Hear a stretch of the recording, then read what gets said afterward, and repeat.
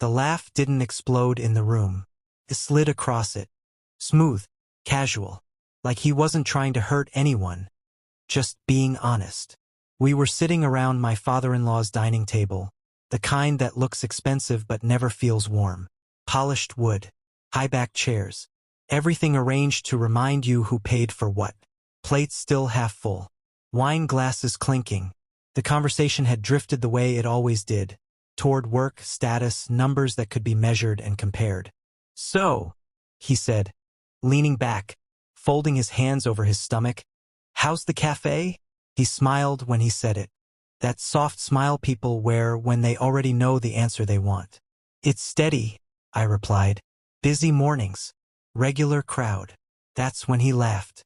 Not loud. Not cruel enough for anyone to call it out. Just enough for everyone to hear. "A cafe," he repeated, shaking his head slightly. "That's cute. I mean, good for now, I guess. But you can't really call that a future, can you?" The room followed his lead. A few chuckles. Someone nodded. Someone else took a sip of wine to avoid eye contact. I looked at my wife. She didn't laugh. She didn't defend me either.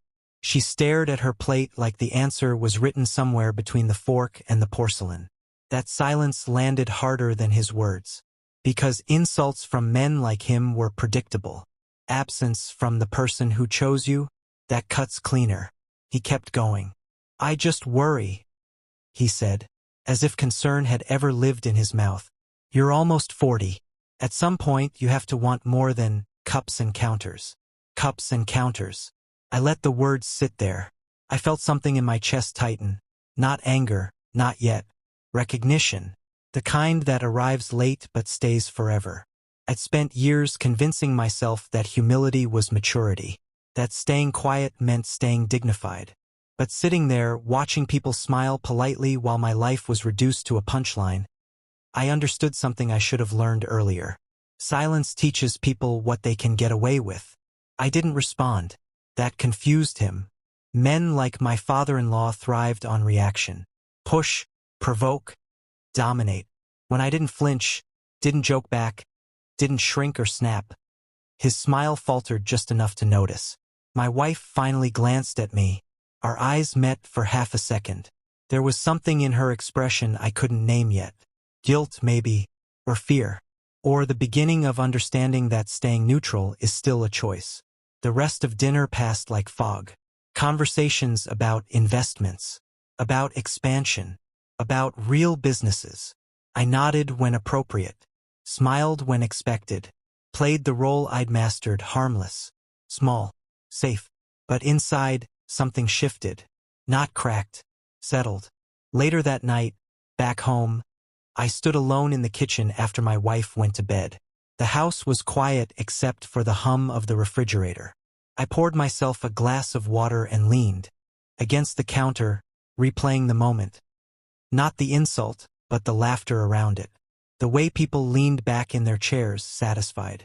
I thought about the cafe, the early mornings, the cash drawer that balanced every night, the regulars who trusted me with their routines, the absence of debt, the calm of knowing exactly where my money came from and where it went. Small, he'd said. I smiled to myself. I didn't build my life to impress a table full of people who only respected volume. I built it to survive, to breathe, to stay free. And maybe that was the problem. Because men like my father-in-law didn't respect peace. They respected leverage.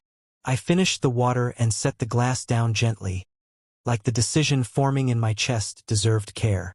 I wasn't angry. I was awake. And once you see how power actually moves, quietly, sideways, patient, it's impossible to unsee it. Behind the cafe counter the next morning, as the door chimed and my first regular walked in, I realized something else. They thought they knew my place. They had no idea what I'd been carrying quietly all along. The bell above the cafe door rang at 5:42 a.m., the way it always did when Marcus came in. Same time every morning. Same nod. Same order. 2 sugars, no lid, paper cup even though he stayed. Consistency was a language I trusted. I wiped the counter, poured the coffee, and slid it across to him. He placed the cash down without counting it.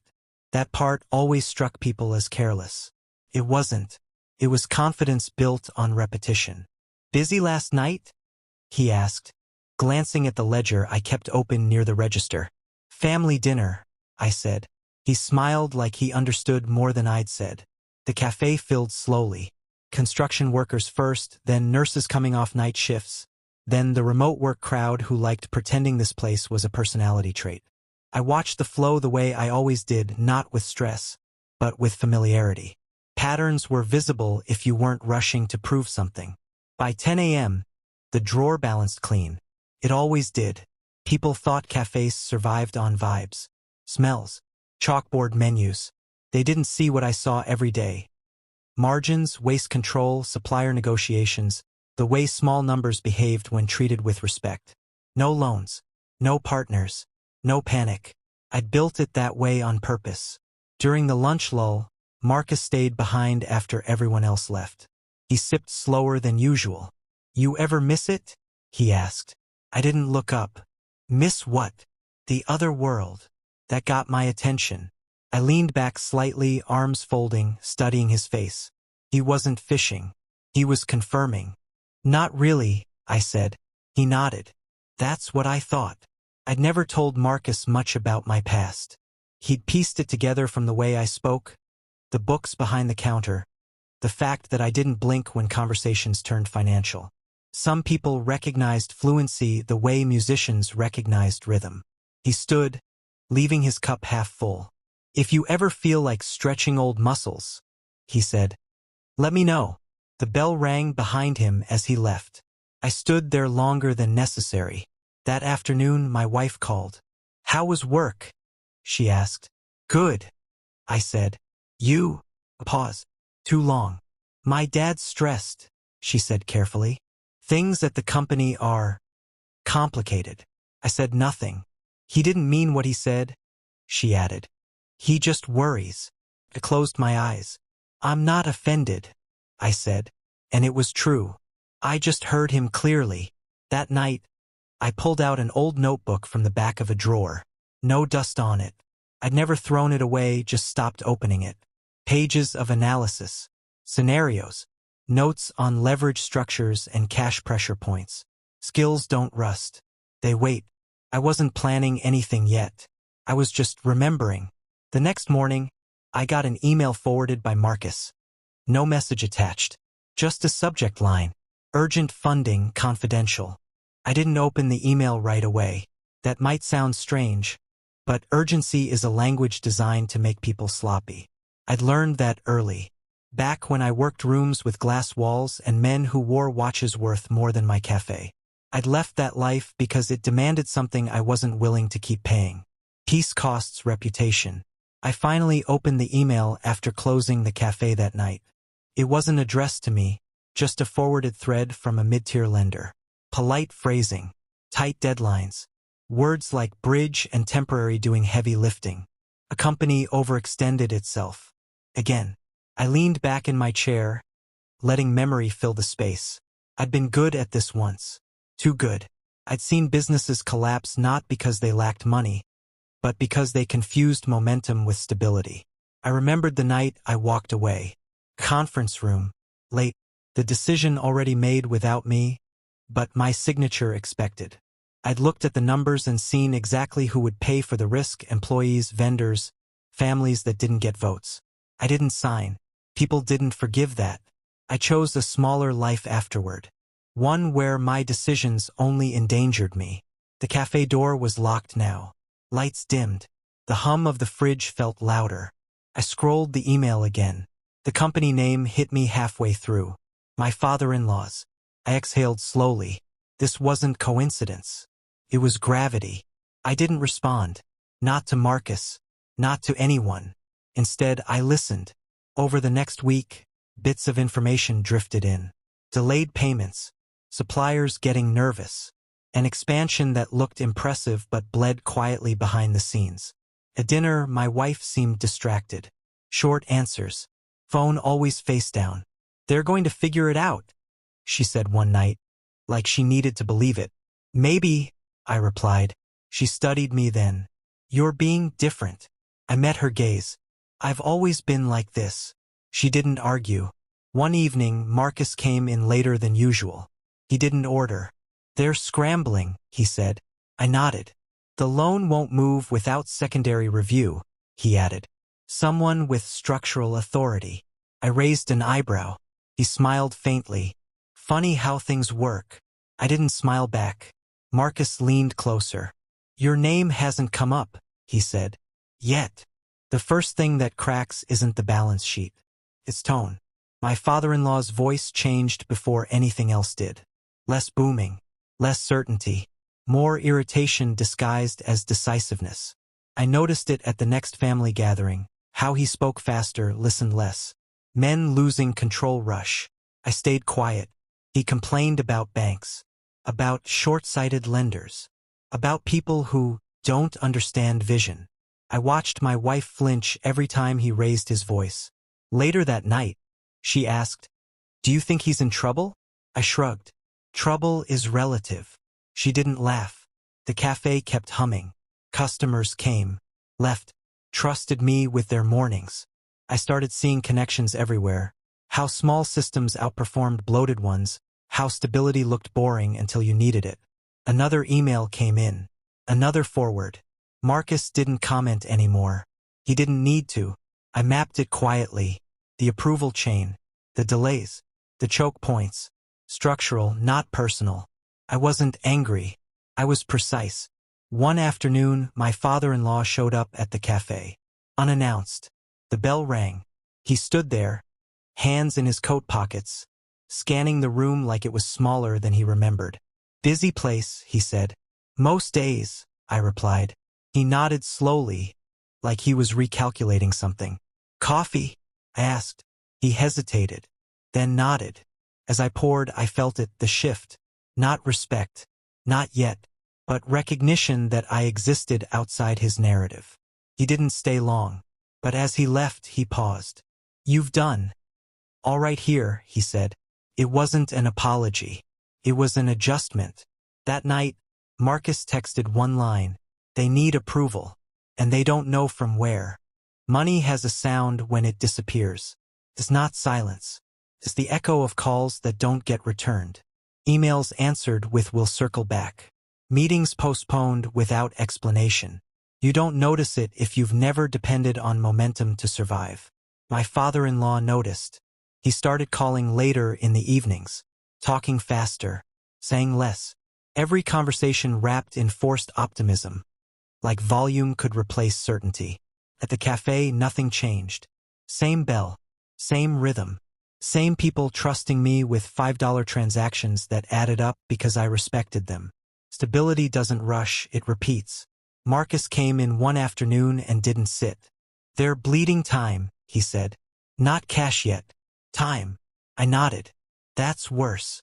He smiled grimly. You remember. Of course I did. Time pressure forces bad terms. Bad terms force obedience. That night, my wife finally said it out loud. They need an emergency loan. I kept my eyes on the stove. I figured. She watched me carefully. Do you know anyone?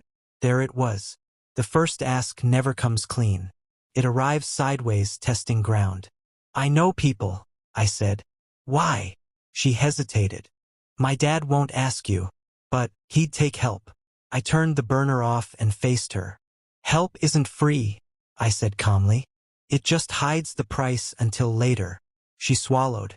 I just don't want this to get ugly, she said. I almost laughed. Ugly was loud. Ugly was humiliation. What was coming, if anything, would be quiet, surgical, and entirely avoidable if pride knew when to sit down. Marcus forwarded another message the next day.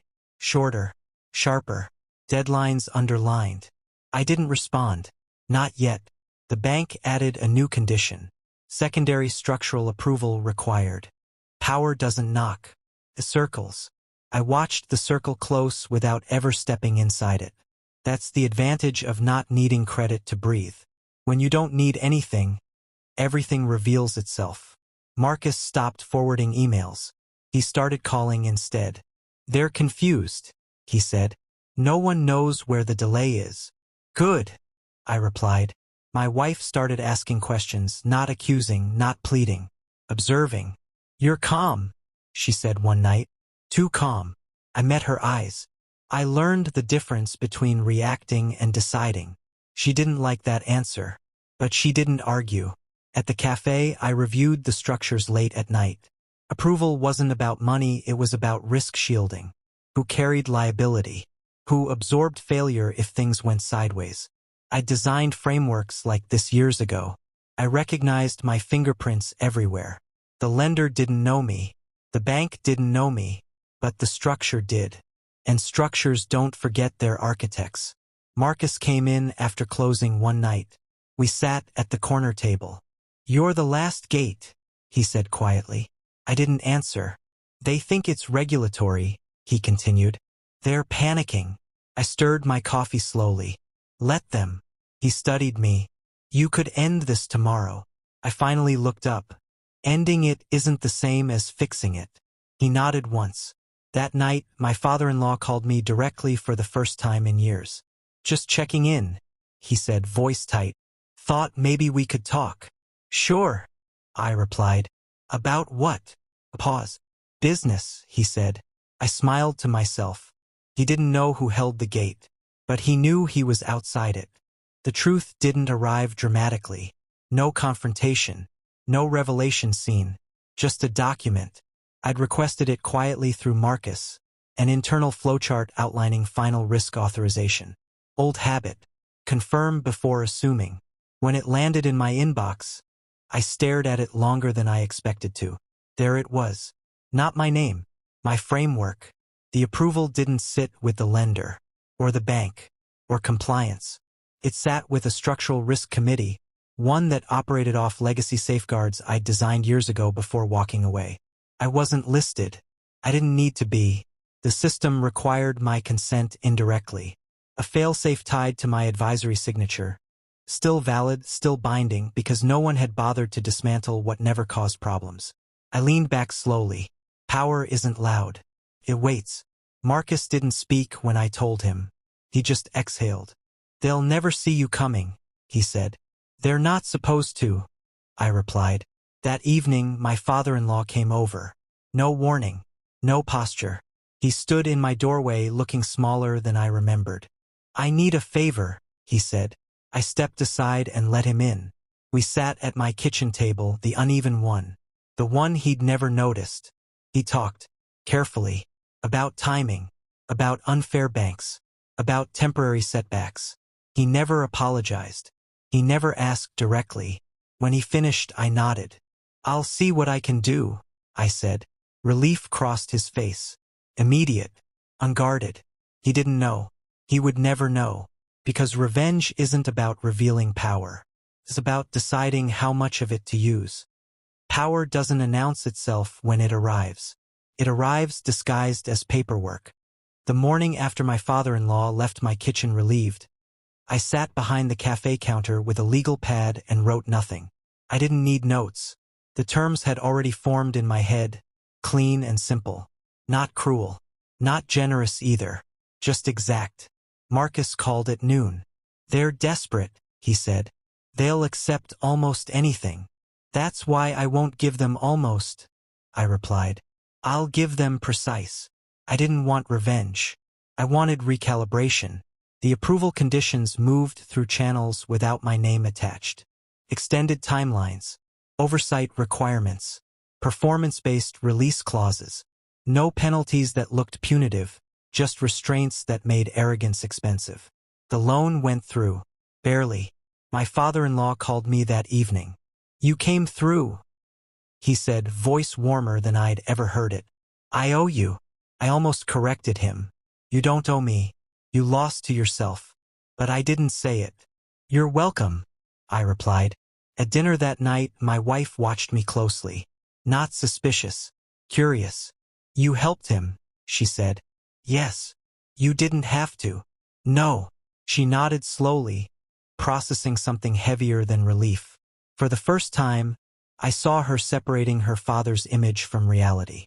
I slept well that night, not because I'd won, but because I hadn't betrayed who I was to do it.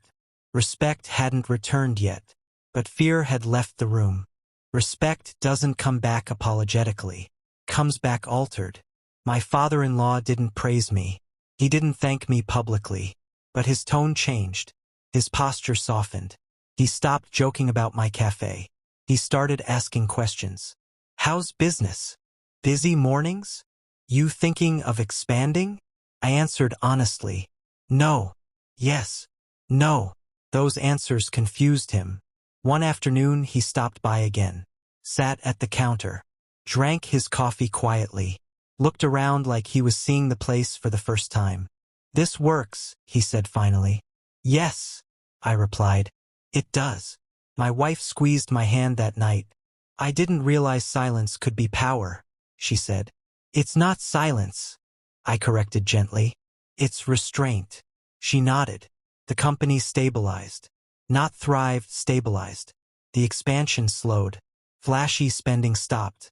Decisions became cautious. The hierarchy had shifted. He never asked how the loan really went through. He didn't want to know. Some truths humiliate without words. I could have told him. I chose not to. The cafe smelled like fresh grounds and quiet victory. Nothing had changed. Same bell. Same counter. Same people trusting me with their routines. But I had. I understood now that I hadn't built something small. I'd built something contained. Something no one could leverage against me. My father-in-law still ran his company. I still ran my cafe. The difference was invisible but permanent. One morning, Marcus stopped by early. You could do more, he said. I smiled. I already did. He laughed softly and left. That afternoon, I stood behind the counter watching sunlight hit the floor. No applause. No recognition. Just peace. They thought my cafe work was small. They thought humility meant weakness. They thought power needed volume. They were wrong. Power is knowing when you don't need to prove anything. I wiped the counter clean and turned the sign to open.